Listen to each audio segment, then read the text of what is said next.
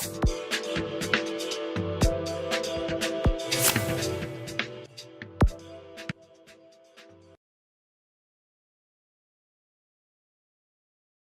is a work in progress. I have not thought about or done this particular thing in any other forum, so it's kind of thinking my way through something.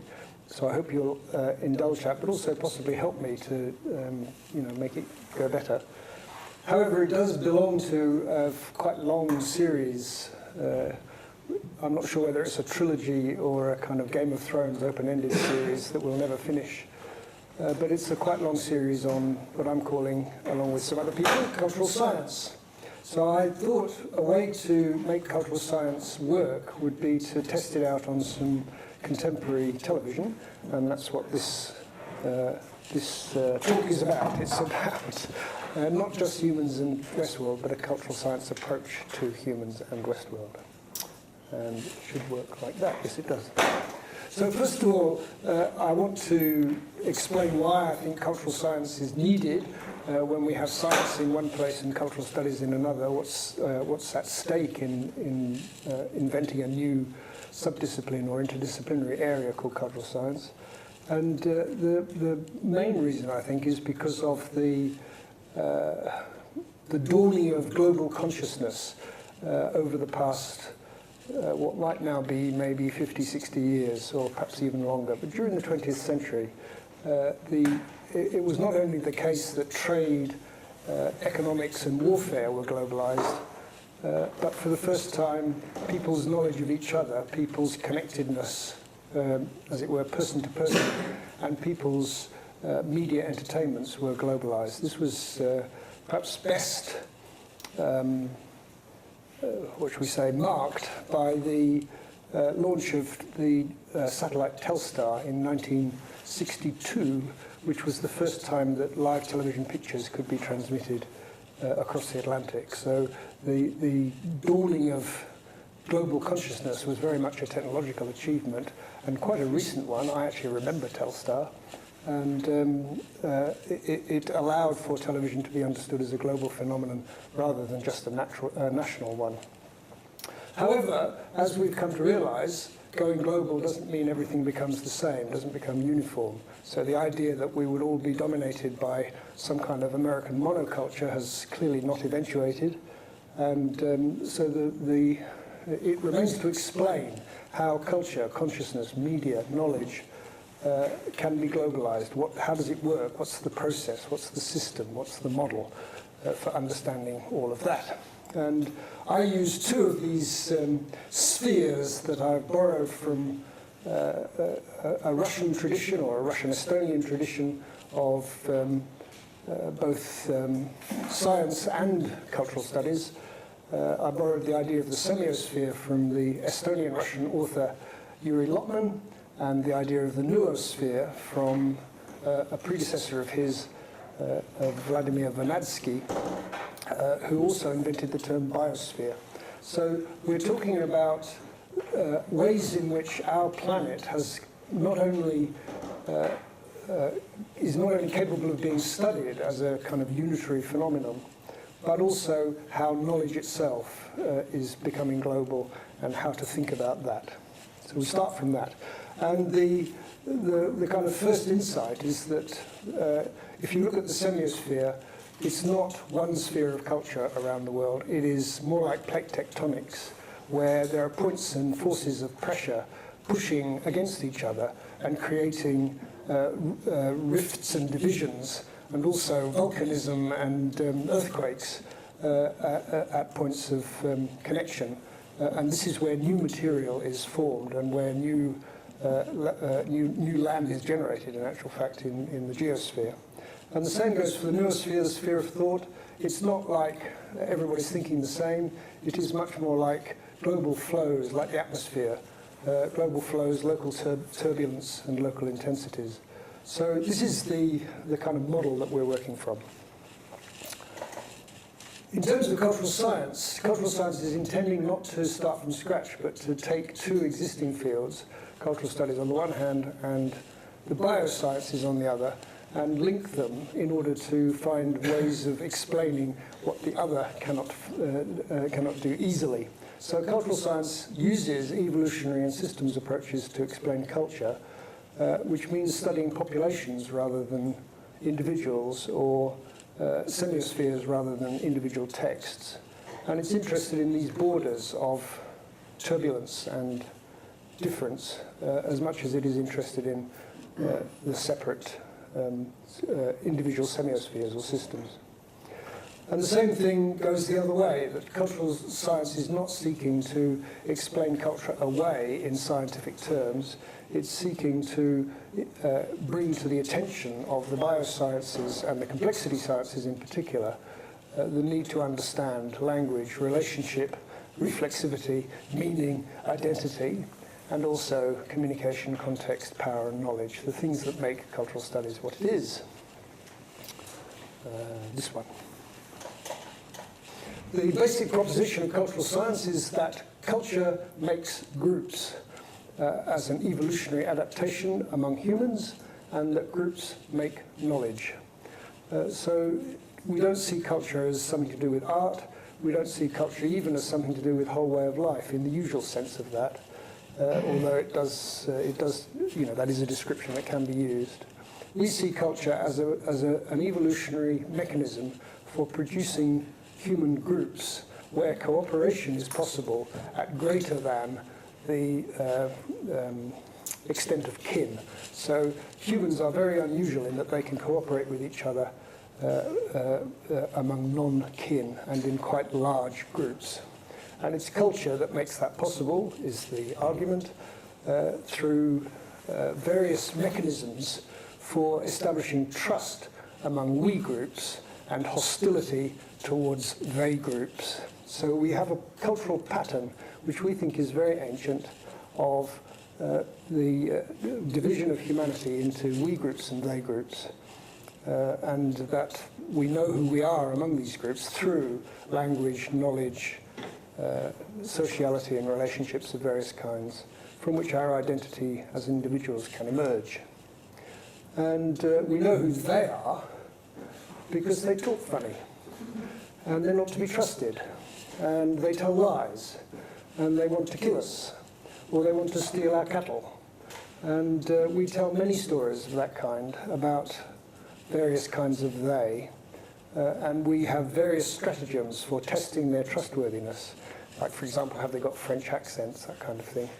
And Rob didn't like that, but it's like it's why the West cannot accept continental theory. It's just simple. So there are we-they mechanisms for producing communities of trust and communities of distrust, and that is culture's job. It's what it does. So we suggest that although that is the case, the kind of ironic fact is that new ideas do not emerge from within groups, but between them. New ideas emerge from the clash or conflict or competition or even cooperation between different types of groups. And so if you're interested in the growth of knowledge over long periods of time, epochs, then it's no good looking at one culture. You have to look at how cultures connect with each other tectonically and how ideas flow from one to another atmospherically. So we suggest that translation, collaboration, competition, clash, conflict, and conquest are all forms of cooperation. Now, conquest as cooperation sounds like, one of those provocations. But in fact, unless communities that are small consolidate into larger ones, they cannot accept competition from others, outsiders, who are better armed than they are. So a lot of the ancient history of humanity comprises communities forming into states or kingdoms or monarchies of various kinds, which were enlarged sufficiently to be able to absorb attack from the outside. This is a theory of history coming out of people like Peter Turchin, War and Peace and War, and also sociology of war and violence by Sinisa Malesevic, a very good analysis of the difference between individual aggression, which does not explain warfare, and organized complexity, which does explain warfare. So suggesting that warfare and conflict are produced by large-scale cultural groups in order to defend themselves against lethal attacks of various kinds. And that's an evolutionary process. Obviously, working hand in hand with technologies, for example, technologies of weaponry. And the same thing applies over in the economy, that economies have grown by producing we and they groups.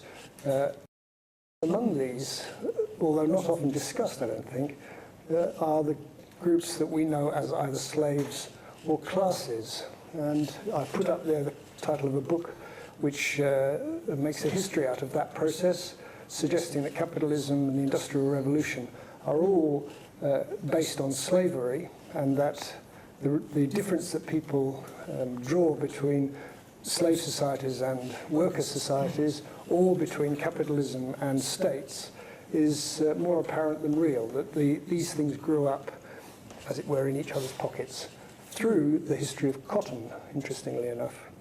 And there's also a picture down there which is kind of saving for later, and that is the development of classes in opposition to various forms of complex organization.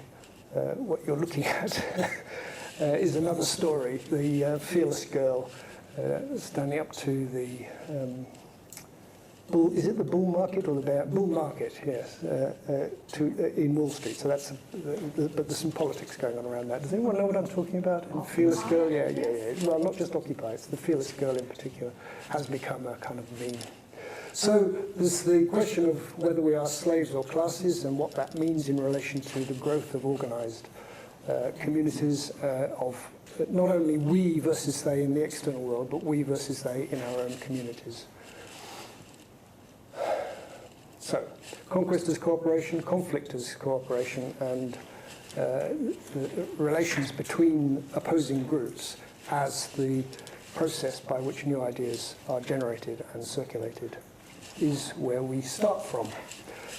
I've worked with Henry here, and I'm currently working with Lucy as well, on various ways to make cultural science more less abstract and more applied to particular circumstances. So we've written a book on cultural science, creative economy based on cultural science, which instead of talking about artists and producers, tries to look at the creative industries, the creative economy, as a process of including whole populations, not just the economy but also culture, and not just elite nations but also anywhere in the world.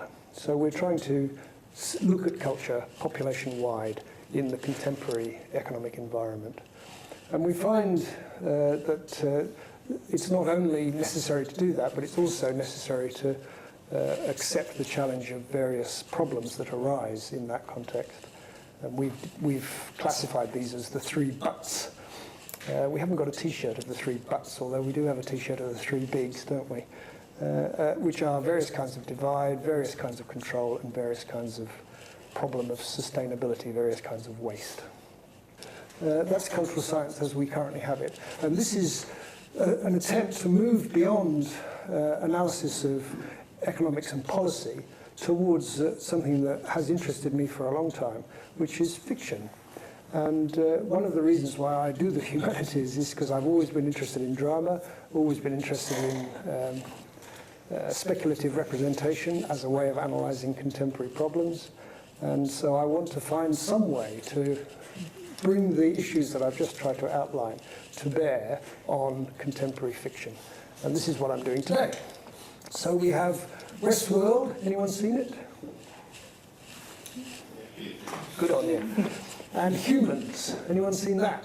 Oh, thank goodness. Now, I don't know how to do a straw poll, but can I get a sense of whether any of you prefer one against the other? Which of these did you like watching is what I really want to know. Westworld, yeah, okay. Nobody else willing to say? Nobody's seen both? And the reason I'm asking is because actually, for me, there is a very clear answer. I loved one, I loathed the other. And I wanted to explain that to myself. I wanted to understand why I detested Westworld so much. So now you know. And I also thought Humans is the best thing on television for years. I used to say when I was listen to it. Better than the goodies. Listen to it, yeah. Come on. Listen to it. I used to say when I was interviewed on the radio, which I used to be in my younger day, what's the best television program ever made? It was easy to answer. It was Edge of Darkness. Now it's Humans. There we are. So that's what I'm trying to get to. One is detestable, the other is defining an epoch. Meantime, we have to think more carefully about fiction. We can't just say fiction is over here and fact is over there. We can't just say the sciences do facts and the humanities do fictions or values or whatever else they accuse us of doing. We have to try and understand the relationship between fiction and knowledge and the relation between fiction and society. And one of the ways in which I found that to be possible lately is by taking notice of the work of Yuval Noah Harari. Has anyone come across Harari? Harari is a historian, a proper historian, the kind who actually looks in archives at documents.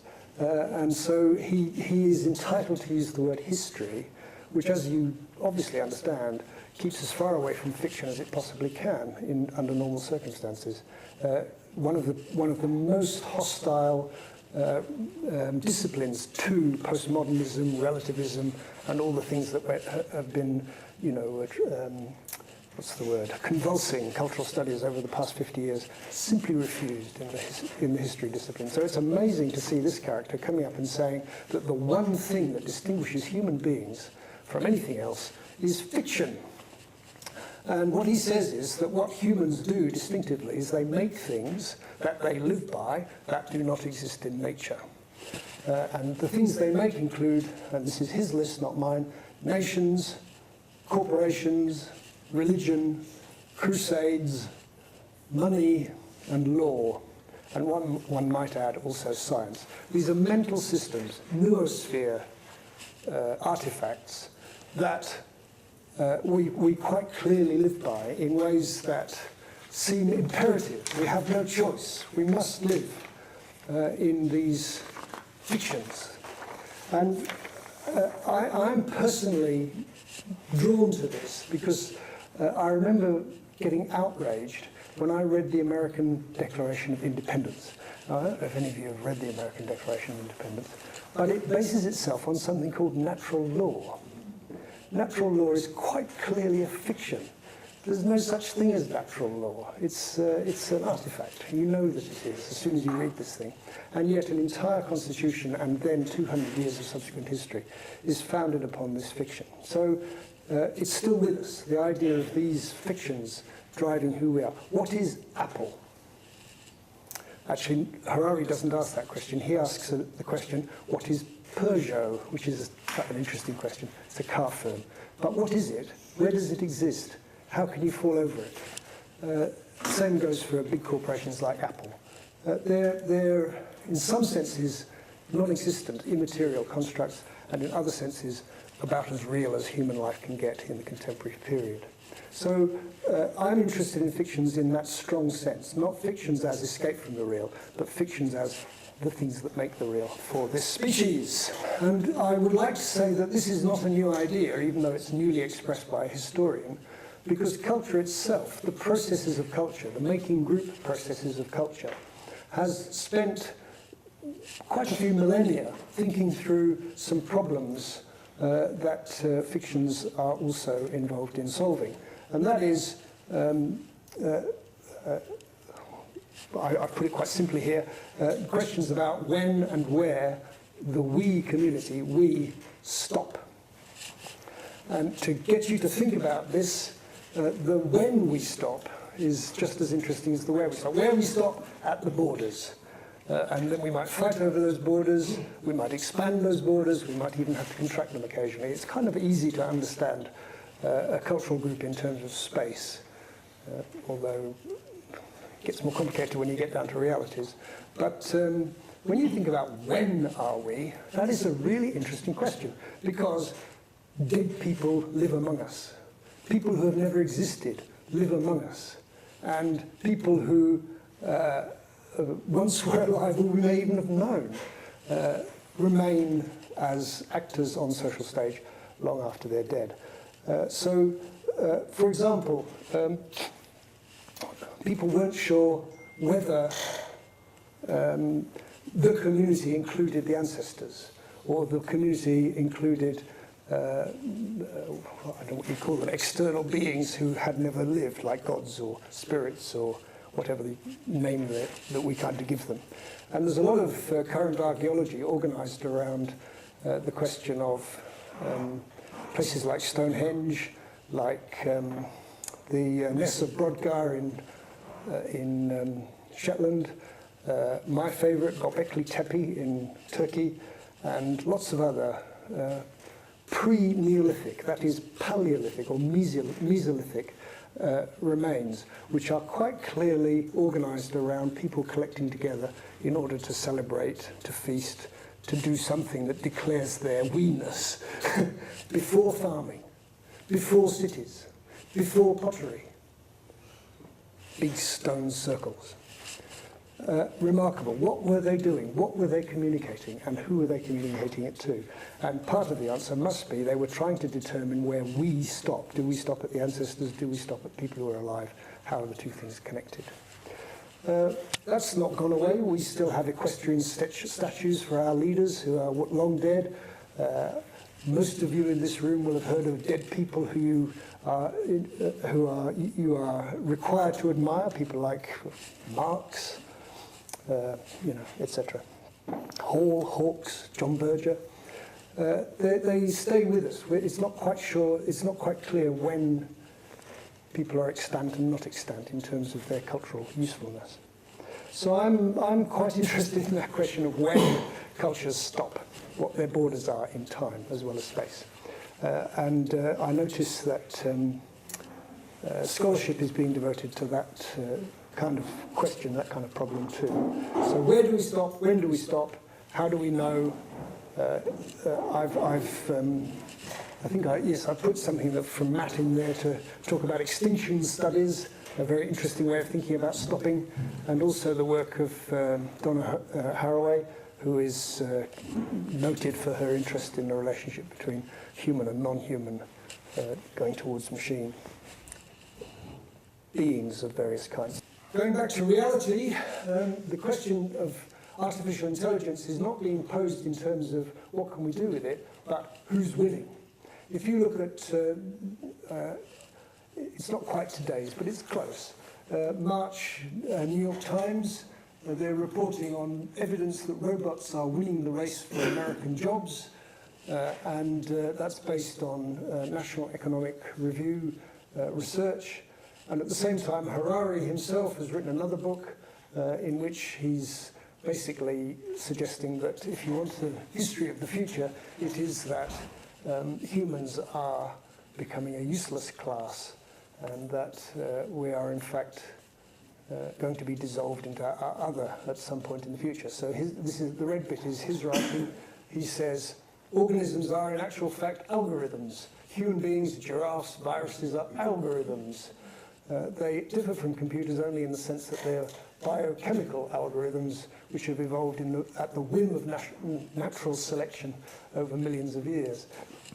And those of you who've seen Westworld will remember the Anthony Hopkins character saying that evolution is trillions of mistakes. That's his definition of evolution, trillions of mistakes over a long time. Produces whatever it is that we are now. So that process of evolution that is applied to life forms applies equally to algorithms and to artificial intelligence in this view. And in that process, there are sides, there are we and there are they, and they are currently winning. And this is journalism and history, not fiction, I point out. So we need an expanded concept of fiction, as I've mentioned.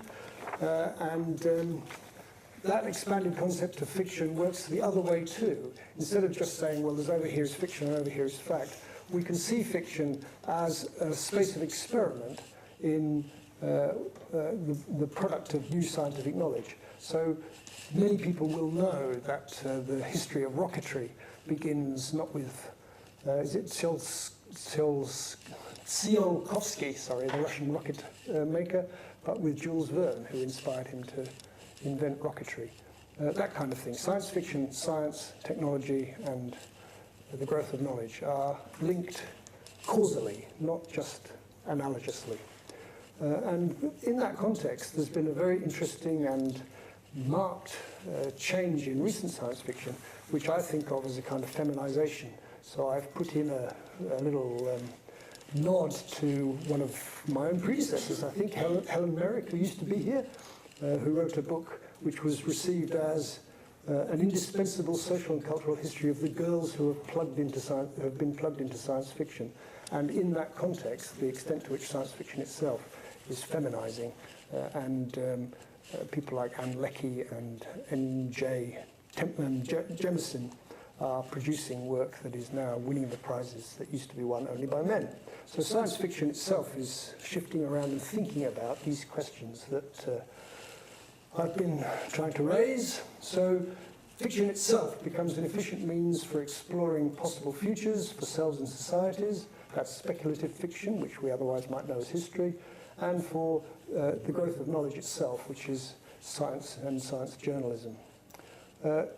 Fiction is also being increasingly used in formal knowledge itself. So you have fictocriticism, Stephen Miki does that.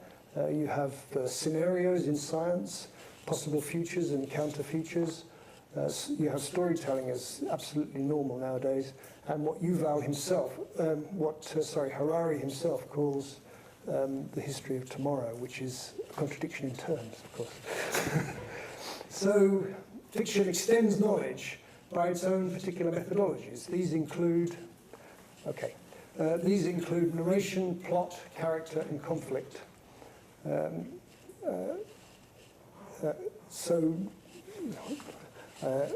Narration is going on too long here, apparently, so there's also the question of economy of time. So if you're seeking to understand agency and context and causal sequence in complex evolving systems, then storytelling, narration, plot, character, and action are among the means that we use to understand those things. Meantime, how do you work up from fiction to whole-scale populations and global societies? The traditional means for doing this, and I'm saying traditional in a very kind of truncated sense, it's only been traditional since about 1955 or so, is television, which is where I came in. Television was noted in the 50s, 60s, and 70s for the work that the medium did, popular television entertainment, the work that the medium did in producing the kind of modern subject, the subject of modernity, the private household, the consumer, as it were, the American housewife model of being modern, one who is secular, who is involved in family reproduction, and so on and so forth. Sort of stuff that Lynn Spiegel studied so well in her work. So television was the place where the modern subject, the subject of contemporary consumer capitalism, is narrated, represented, and to some extent taught. But that kind of television is no longer with us, as you know, and so we have to rethink what it is that television is doing, and we have to rethink how fictions are being scaled up to society level. So that's part of the task of what I'm trying to do now. And I've changed the question around from how do you produce the modern subject, the kind of docile consumer, to what does it mean to be human in an era of power? And I think that's the original cultural studies question, still is, except that it needs now to be posed differently through speculative TV drama, for example, where, I'm quoting Harari again, modernity is a deal, he says, the entire contract can be summarized in a single phrase. Humans agree to give up meaning in exchange for power. So his answer to the question, what is it to be human in an era of power is that we abandon meaning. We become meaningless in ourselves, we're just algorithms, and we have no meaning in our lives because we're after power. At last, I hear you cry, we can see some pictures. Now this is Westworld. No, where you are. Hartley tree. That's right, Dolores.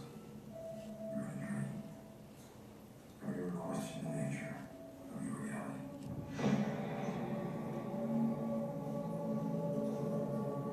Welcome to Westworld. No orientation. No guidance. All our hosts are here for you. In this world, you can be whoever you want. Are you real? Well, if you can't tell, does it matter?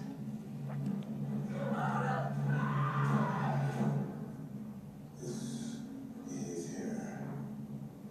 Miles beyond the glitch here. What are your plans? Do you need an America?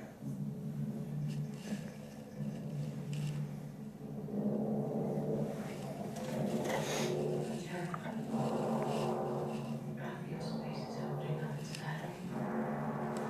I could build into rooms I've never explored. I think there may be something wrong with this world. Something hiding underneath.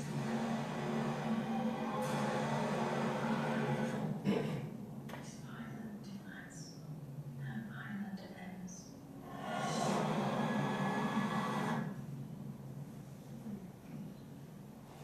I am sure you'll agree it's a really good example of one of those instances, they're quite common, where the trailer is much better than the series. Oh, wrong way, sorry. Go back. Now, this is season 1 of Humans.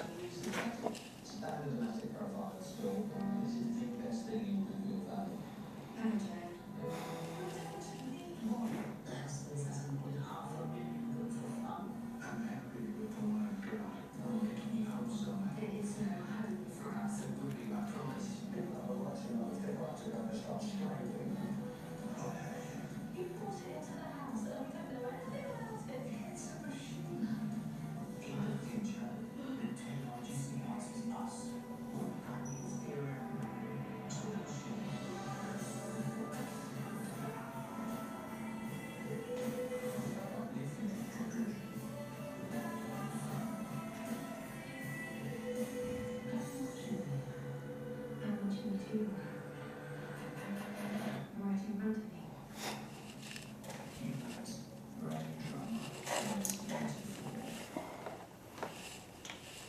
So that's what we're talking about. I want to bring in the concept of the Anthropocene at this point, but it will just float off to the side, possibly because it's too big to develop in the time available to me, which I gather has just run out. So I'll press on very quickly and say, what are the kinds of questions that cultural science can ask in relation to these fictions? And the questions might be, what are the limits of the human? Where do we stop? Where do they begin? What is consciousness in an age of automation? What is the relationship between self or identity and society or group at planetary scale or species scale? What happens when computation knows more than humans do? And how can artificial intelligence systems balance meaning and power? And the questions are going to be answered by comparing the two shows. So you'll see shortly that I make a distinction between two what look like binary oppositions, Westworld, Humans.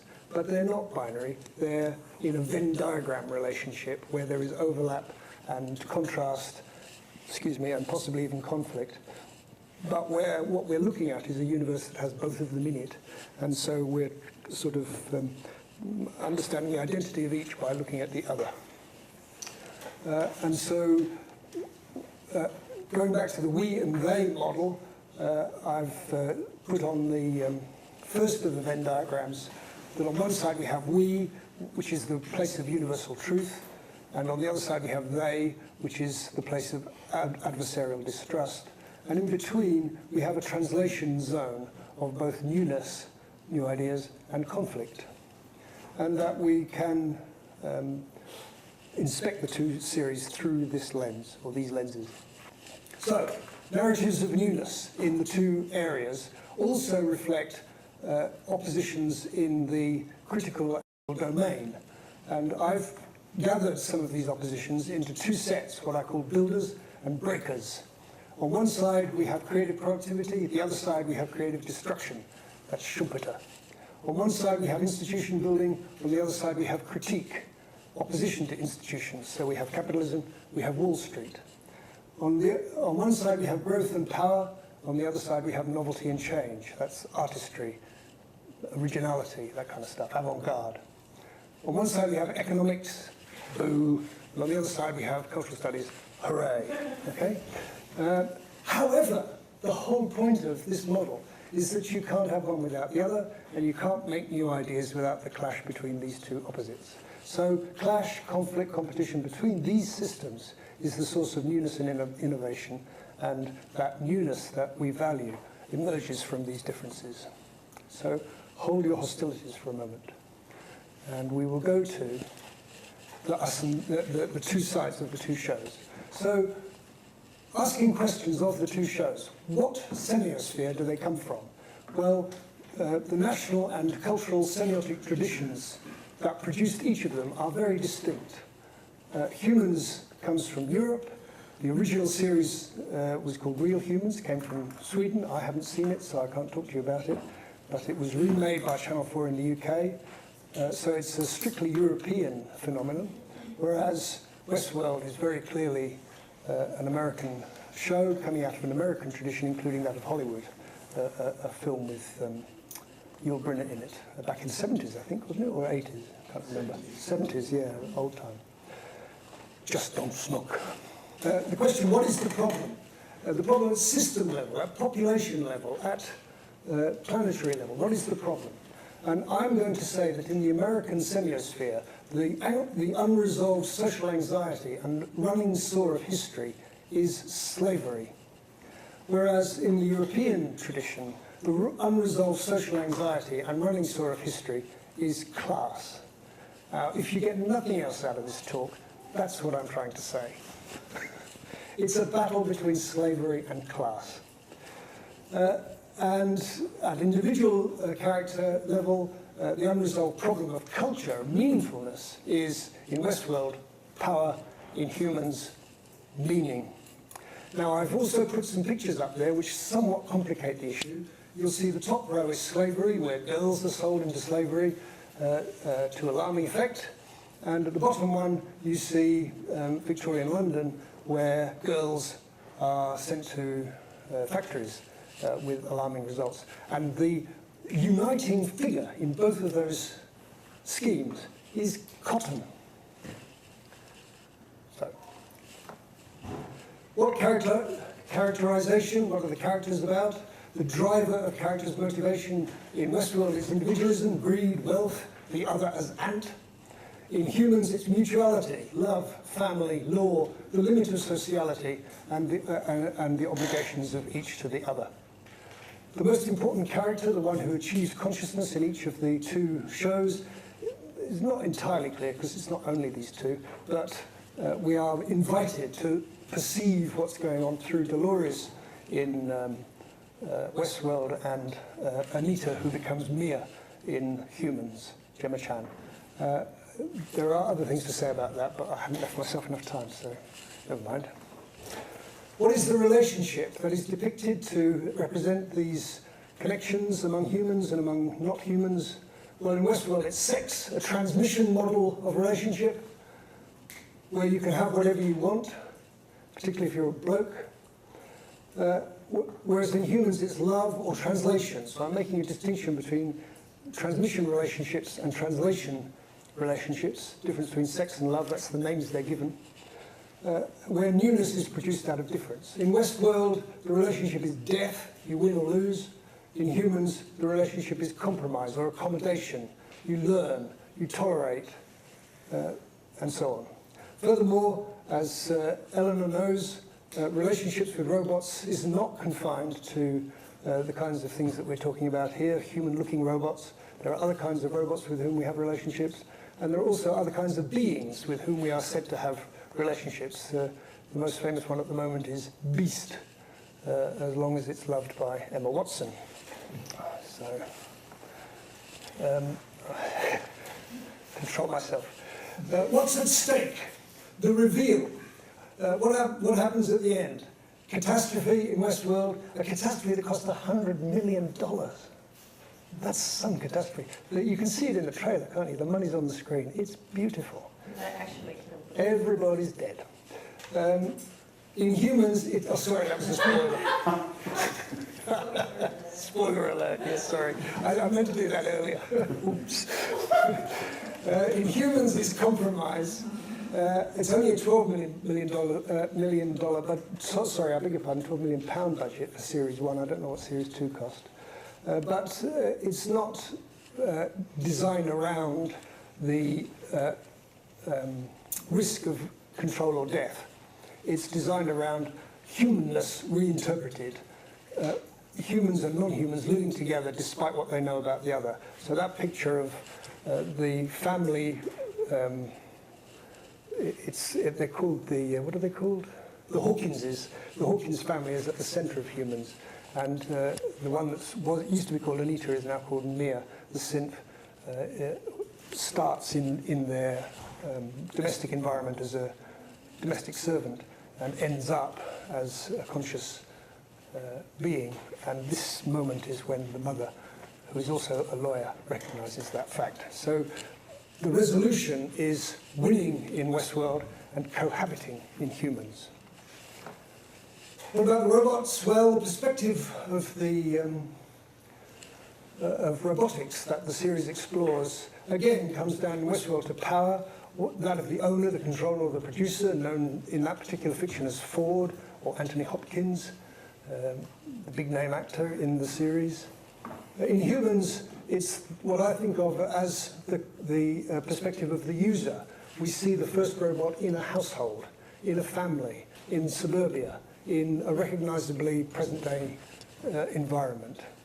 Whereas the Westworld production design is all corporate steel and glass and grey and blue, and an entirely fictional landscape that comes straight out of Westerns, obviously, and does not exist in the world that the guests actually belong to.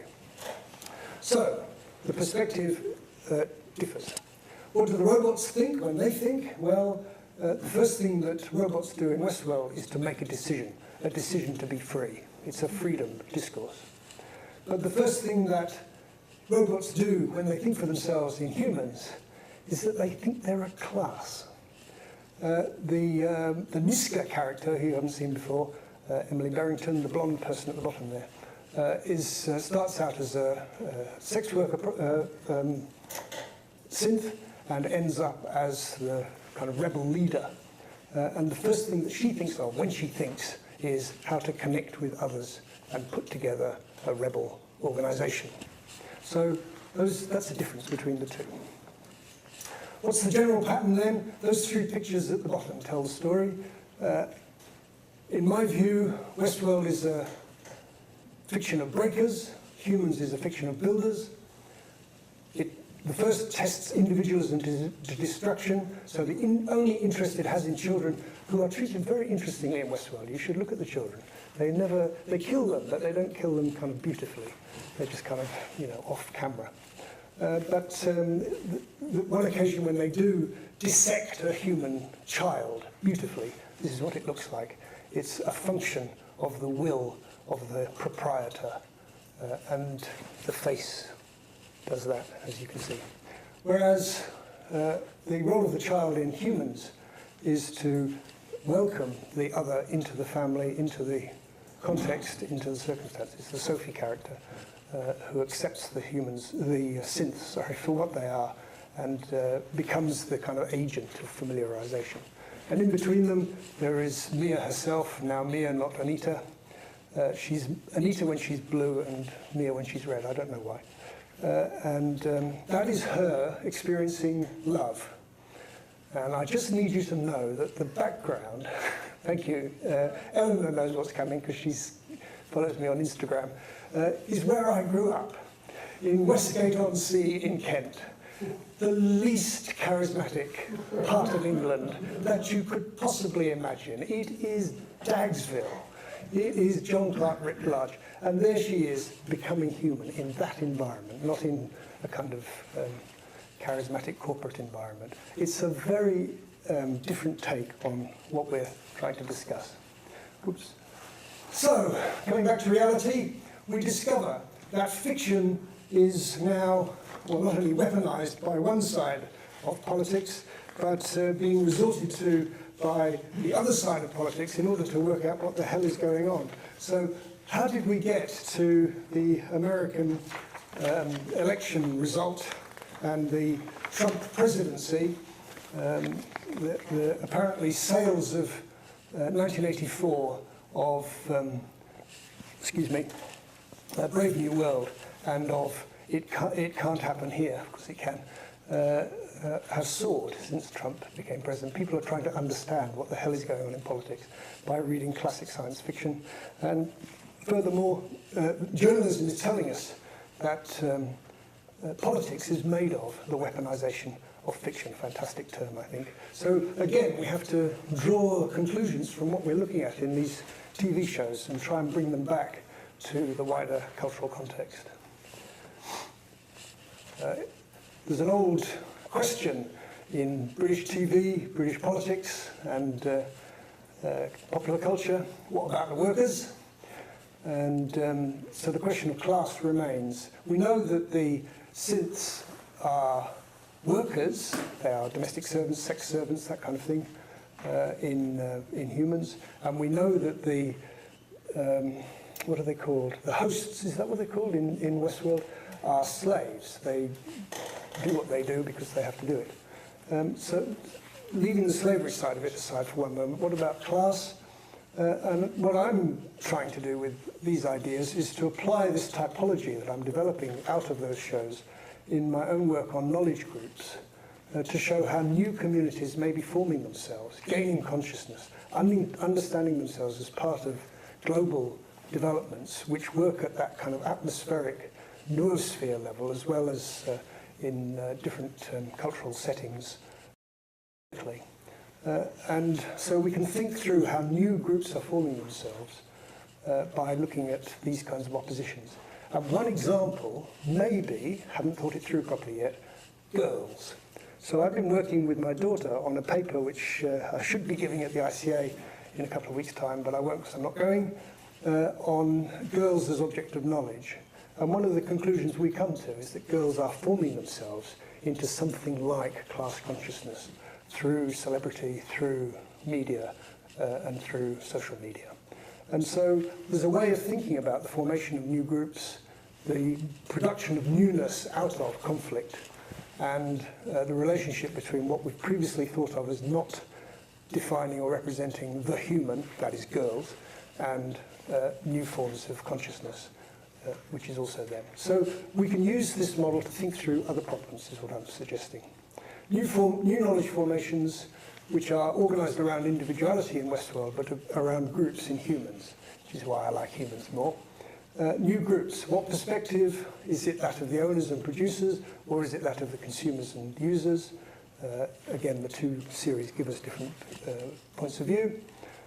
And when we go back to the Anthropocene and start thinking about that time, we have to think about Anthropocene labor. Are we looking at slaves or are we looking at classes?